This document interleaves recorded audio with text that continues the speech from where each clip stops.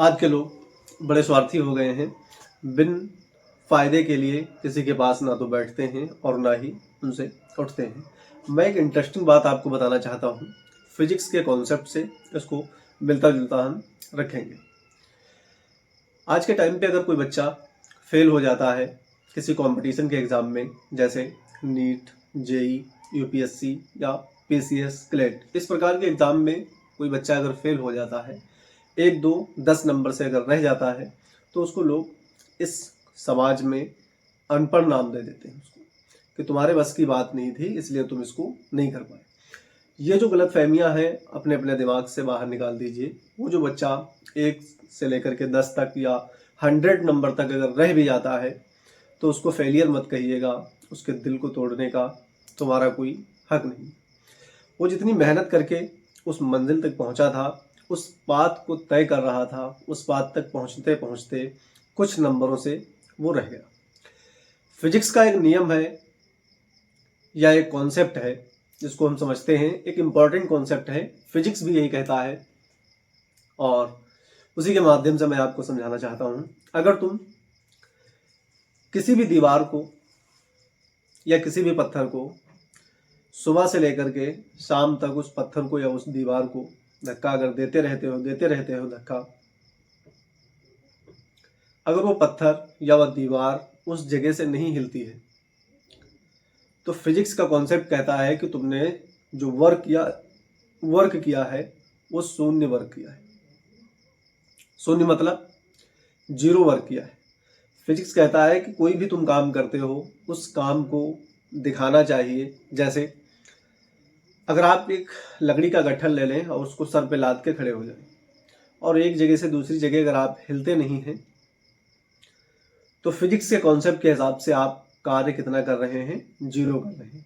चाहे सुबह से लेकर के शाम तक उस लकड़ी के गट्ठर को आप कंधे पर उठाकर रखें या अपने सर पे उठा के रखें, अगर एक जगह से दूसरी जगह तुम चल नहीं रहे हो, मूवमेंट नहीं कर रहे हो, तो फिजिक्स के कॉन्सेप्ट के हिसाब से क्या कर रहे हो? तुम जीरो कार्य कर रहे हो, शून्य कार्य वो होगा, आपका कार्य माना नहीं जाएगा।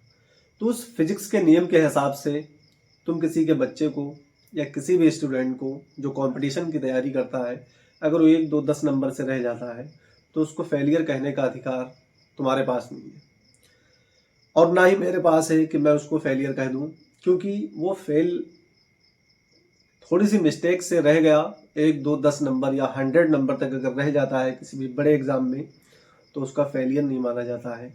वो थोड़ा सा चूक गया है, नेक्स्ट ईयर में फिर से तैयारी करेगा और वही बच्चा उस चीज़ को पार कर जाएगा। तो हमारा ये हक नहीं बनता है कि किसी भी बच्चे को हम फेल कहें या फेलियर कहें। फिजिक्स का नियम अलग, हमारा नियम अलग होगा। समाज के मुताबिक समाज में लोग उस बच्चे पे प्रेशर बनाते हैं, उनके पेरेंट्स बच्चे पे प्रेशर बनाते हैं कि तुझसे नहीं हो पाएगा, सारी पढ़ाई व्यर्थ गई है, जितना पैसा तेरे पीछे खर्च किया है वो सब व्यर्थ गया है। तो ऐसा प्रेशर बच्चे पे ना बनाइए। हो सकता है इस बार नहीं हुआ है, अगले साल हो जाए। और सबसे इंटरेस्टिंग बात यह है कि उस क्षेत्र में नहीं हो पा रहा है, दूसरा कोई कार्य करेगा, उस क्षेत्र में कोई अच्छा काम करेगा। किसी पे फोर्स करने की ज़रूरत नहीं है, बस एक रास्ता अच्छा होना चाहिए, सक्सेसफुल रास्ता होना चाहिए, जिस पे हाँ लगे कि हमारा जीवन सही गुजर सकता है। और अपने चॉइस के हिसाब से, अब तो तुम समझदार हो चुके हो, अपने बच्चों को चॉइस के मुताबिक काम करने का एक मौका दें। उनसे पूछें कि आप किस क्षेत्र में जाना चाहते हैं। ऐसा करेंगे तो उसके अंदर, उसके मन के अंदर भी उत्साह बढ़ेगा और उसको काम करने की शैली बढ़ेगी। तो ध्यान रहे, यहाँ पर फिजिक्स का नियम नहीं चलेगा। यहाँ पर हम उस नियम की बात कर रहे हैं जो समाज में नियम चलता है। किसी भी बच्चे को या किसी भी स्टूडेंट को आप फेलियर नहीं कह सकते। 1, 2, 10 नंबर से अगर कोई रह जाता है, और जो काफ़ी ज़्यादा नंबरों से रह जाते हैं, तो वो थोड़े से वीक होते हैं, लेकिन धीरे धीरे वो भी आगे बढ़ सकते हैं और अपने जो है एग्ज़ाम को क्लियर कर सकते हैं। बहुत ऐसे बच्चे हैं जो 2, 4, 5 नंबर से रह जाते हैं और उनका सिलेक्शन नहीं होता है।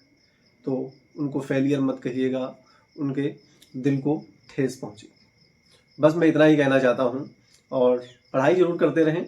मैं BWC वाला, आपका हम सबका beautiful channel biology word class, और मिलते हैं नेक्स्ट वीडियो में। पढ़ाई करते रहें। All the best.